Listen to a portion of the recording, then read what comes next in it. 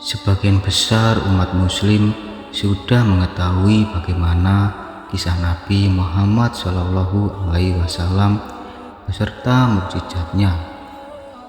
Cerita kehidupan ini bukan hanya sekedar cerita saja, melainkan menjadi panutan untuk menerapkannya dalam kehidupan sehari-hari. Umat Islam sudah sering memperingati Maulid Nabi sebagai peringatan hari lahir Nabi Muhammad SAW. Bagaimana kisah perjalanan hidup beliau banyak memberikan pelajaran meskipun tidak selalu mudah dan bahagia. Rasulullah tetap mendapatkan tantangan dan cobaan dari Allah. Rasulullah lahir dari ibu bernama Aminah dan ayahnya bernama Abdullah. Tahun tersebut juga disebut sebagai tahun gajah, yakni tahun ketika pasukan gajah di bawah pimpinan Abraha Habasyah tengah menyerang Ka'bah. Allah Subhanahu wa Ta'ala pun menghentikan aksi mereka dengan segala kebesarannya, dan secara tiba-tiba burung ababil pun datang menjatuhkan batu-batu untuk mendatangkan wabah penyakit. Kisah kelahiran Nabi Muhammad ini ada di dalam surah Al-Fil yang memiliki arti tahun gajah. Rasulullah lahir di masa ini dan dibesarkan sebagai anak yatim karena ayahnya Abdullah telah meninggal dunia sebelum usianya genap 3 tahun. Semasa kecilnya akhirnya dibesarkan oleh kakeknya, yaitu Abdul Muthalib. Pada saat Nabi lahir, seorang ibu bernama Halimah Sa'diyah dengan ikhlas mau menyusui Nabi Muhammad meski ASInya sulit keluar. Namun karena keikhlasan Halimah pun diberi balasan oleh Allah Subhanahu wa Ta'ala, karena setelah itu air ASInya keluar dengan deras. Nabi Muhammad dilahirkan dalam keadaan yatim di rumah Abu Thalib. Semasa kecilnya, Rasulullah tumbuh dan menjalani kehidupannya seperti pada anak umumnya, dan adanya tradisi Quraisy pada zaman dahulu. Pada hari ke-18 membuat ibunya harus menyembunyikannya di pedalaman. Tradisi Quraisy tersebut membuat Nabi Muhammad tidak bisa merasakan kasih sayang ibunya sampai berumur 10 tahun. Hal ini justru membuatnya berada di bawah asuhan Halimah binti Sa'diyah selama 3 tahun. Rasulullah menjadi anak yang tanggap, bersikap baik dan cerdas pada masanya.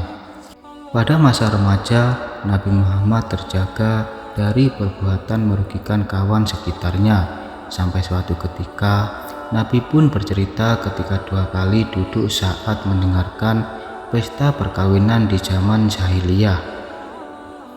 Allah justru menutup telinganya sampai tertidur dan terbangun esoknya. Setelah itu, aku tidak pernah lagi berniat mengikuti perbuatan buruk. Hadis riwayat Tabrani. Muhammad yang menginjak usia 20 tahun di kota Mekah yang bertepatan peristiwa Harbul Hijrah antara kabilah Quraisy melawan Hais dan Ailan. Menjelang usia Nabi Muhammad yang dewasa membuatnya semakin menekuni dunia bisnis. Nabi pun berdagang dengan kawan terbaiknya, yakni Sa'ib bin Abi Sa'ib.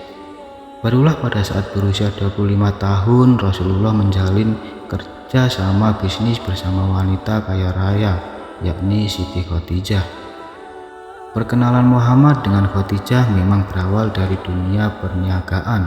Perempuan ini biasa membiayai kafilah perdagangan Mekah ke Suriah untuk nanti membagi keuntungan bersama mitranya.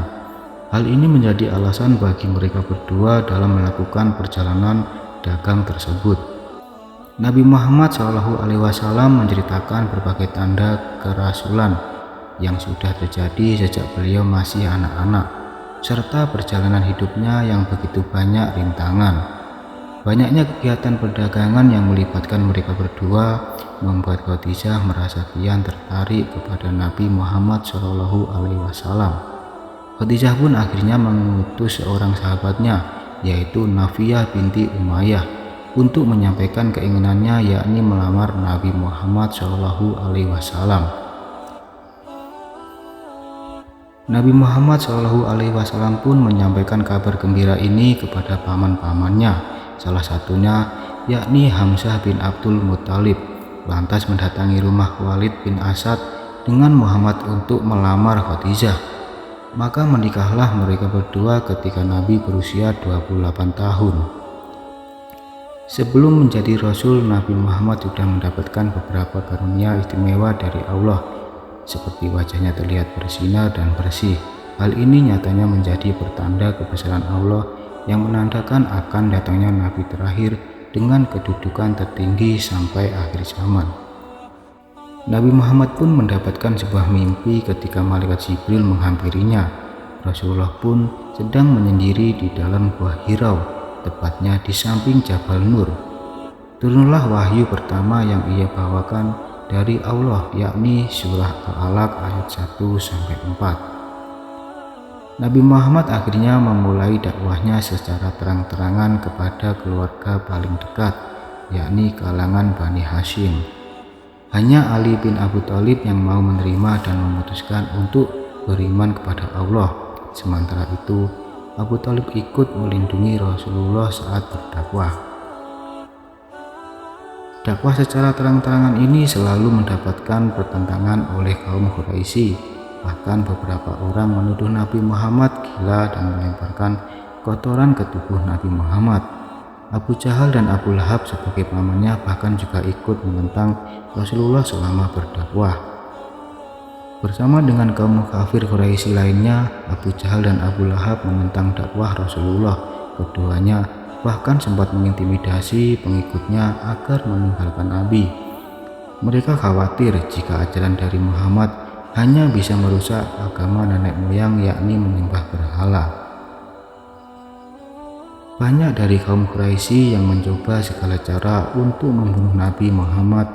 Mereka juga memberikan uang tebusan pada Abu Thalib agar membiarkan Rasul wafat. Rencana pembunuhan ini pun sering melibatkan orang luar agar tidak memecahkan perang saudara. Kondisi kaum muslim yang sudah mulai sejahtera di tahun kedua Hijrah, barulah muncul perintah zakat. Nabi Muhammad SAW akhirnya langsung mengutus Mu'adz bin Jabal untuk menjadi khatli di zaman. Rasul pun memberikan nasihat kepadanya agar menyampaikan pada ahli kitab tentang hal ini. Nabi Muhammad melaksanakan perintah kurban ketika sedang melakukan haji wada di Mina. Saat itu Rasulullah menyembelih sebanyak 100 ekor unta. Beliau melaksanakan sendiri pada 63 ekor, sementara sisanya ia serahkan kepada Ali bin Abi Thalib. Penyembelihan ini Nabi Muhammad lakukan setelah melaksanakan sholat Idul Adha. Terima kasih sudah menonton video Jurnal Dakwah. Jika ada perkataan atau penjelasan yang kurang benar, mohon dimaafkan, karena manusia tidak selalu benar. Sekian dari kami. Wassalamualaikum warahmatullahi wabarakatuh.